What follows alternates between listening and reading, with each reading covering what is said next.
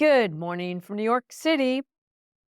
What I want to talk about today is a continuation of the last two episodes. I'd like to start with a little background in case someone is stumbling across this episode and hasn't listened to Friday and Monday. On Friday, I think the episode was called Airplane Mode, and I talk about choosing to get quiet with myself, and I called that Airplane Mode. And then on Monday, I talked about reckoning. Reckoning being when we feel like we're at a crossroads and or we have our back against the wall a little bit. I talked about one of the first things I do, which is to start generating a list of questions, because questions activate our subconscious and reinforce this idea of the conversational nature of the universe. And it is a beautiful thing. Anyway, today I thought I'd continue because it's what I'm doing right now. This is not a formula. It is my personal process.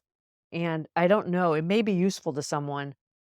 So I started with silent mode, and the next thing I did was I went into this questioning and generating a big list of questions. Again, mine's related to this reckoning I'm having in my life, like what's next, and wanting to be in the driver's seat. Yet part of my personal reckoning is this balance between making stuff happen, my old mode, and allowing being in the mindset and creating the circumstances where I can follow the flow of what wants to happen next in my life.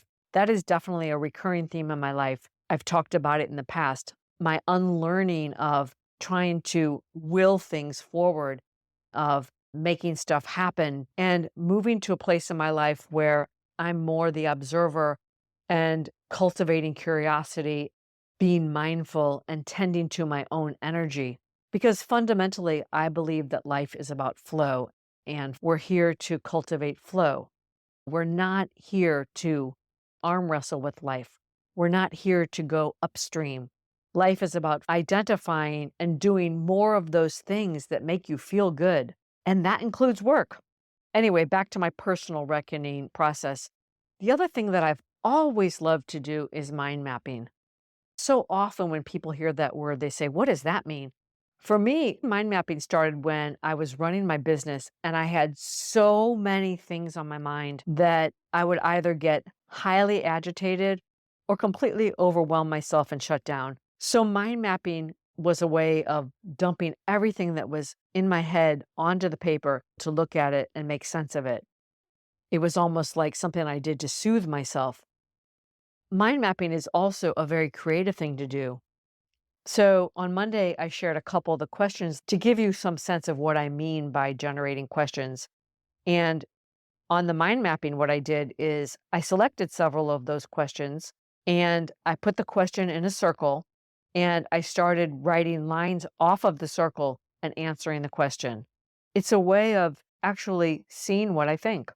So to illustrate the mind mapping, I'm simply going to share the very first question that I wrote, which is, what comforts me and helps me come back to myself? So on a piece of paper, I wrote that in a circle. What comforts me and helps me come back to myself? And some of the things I wrote were questions, mind mapping, asking for support, turning down the volume on external noise, journaling, writing down how I want to feel, noticing and capturing recurring thoughts, reviewing my core values. You get the idea. I guess I'd end by saying that for me, mind mapping is a way of calming myself, of capturing and examining all the different things that are going through my head. I used to do it with a computer program, but now I do it by hand because working with your hands almost immediately takes you out of left brain mode and the analytical frontal cortex. I don't know, there's something about wrangling my thoughts and seeing it on paper that's always been soothing and helpful, and you can mind map basically anything. I hope that was helpful to someone out there. Until next time, from my heart to yours.